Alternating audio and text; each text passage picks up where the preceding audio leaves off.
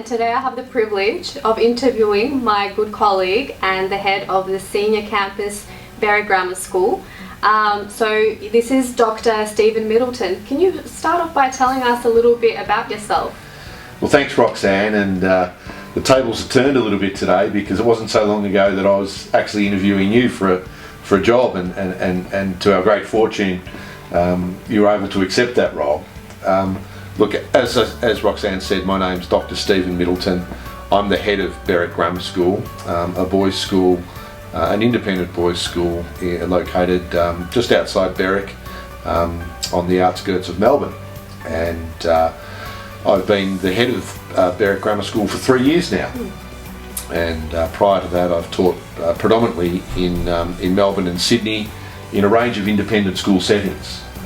Most recently at the King's School in Sydney, which is Australia's oldest independent boys' school. So somewhat ironically, I've gone from the oldest boys' school in Australia to probably the youngest boys' school in Australia, and it's a delightful place and a school that I'm very proud of. Now, I've heard you've done some research on growing good men, and we definitely do that at Berwick's Grammar School. Why are you so passionate about doing that here? Well, you've done your research there, Roxanne. I do have a doctorate in education, and my research thesis focused on the development of character and leadership in boys. And it's something I'm really passionate about because I think our world needs good men, and our world needs men of character.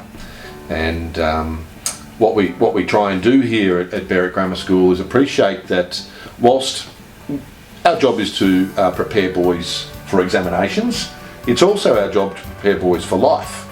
And we think that a good liberal education based in values, but also one that focuses on the development of character, will prepare boys for the types of challenges that they'll confront as men.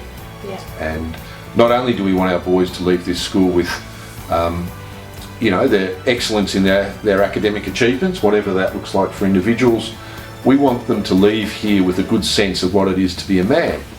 And that means to be a good father, to be a good husband and partner, to be a good employer, employee, and ultimately to be a leader in our society, because we think that that's what our world needs right now. Yes, definitely, which is why I'm so passionate as well, being here with you as well. But moving on to COVID-19 and the dilemma that's happened recently, what are some things that you have put into place to keep those boys safe? Yeah, well, Roxanne, we're sitting here today on June the 5th, 2020, and we're coming up to the end of the first week of all of our boys being back at school. Last week we had our year 10 to 12s, and this week we reintroduced our 7s to 9s. And one of the greatest challenges has been is to identify the types of risks that are posed to our people, both our students and our staff, acknowledge that we can't eliminate those risks, but do all that we can to manage them. And so we've had a number of things put in place. You'll note that perhaps one of the biggest things we've had to address was a change in mindset. And we've been very clear that if anyone is feeling even the slightest bit unwell, that they stay absolutely away from our campus. And that's a bit at odds with the normal Australian attitude of soldiering on, where you don't tend to miss a day of work or school unless you've lost an arm or a leg. Then, unlike most schools, we've decided that we'll temperature check everybody that comes onto our property. Now, we're a smallish school. We're located on the urban fringe of Melbourne, so we don't tend to get that many people through the school other than those involved in our local community. So we've managed that very well, and I think that's something we'll continue for the remainder of term.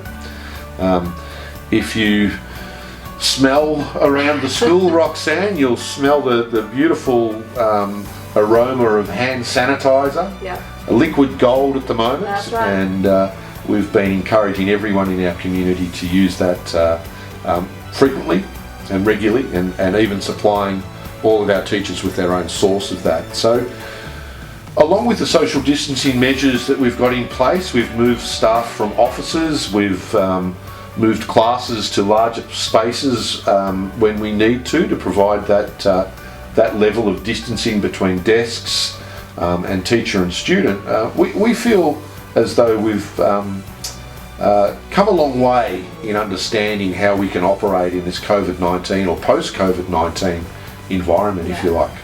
All right, well, thank you very much for sharing. And with that said, we'll close, and a big thanks for joining us today, and we'll see you again sometime. Thanks, Roxanne. Thank you. My pleasure.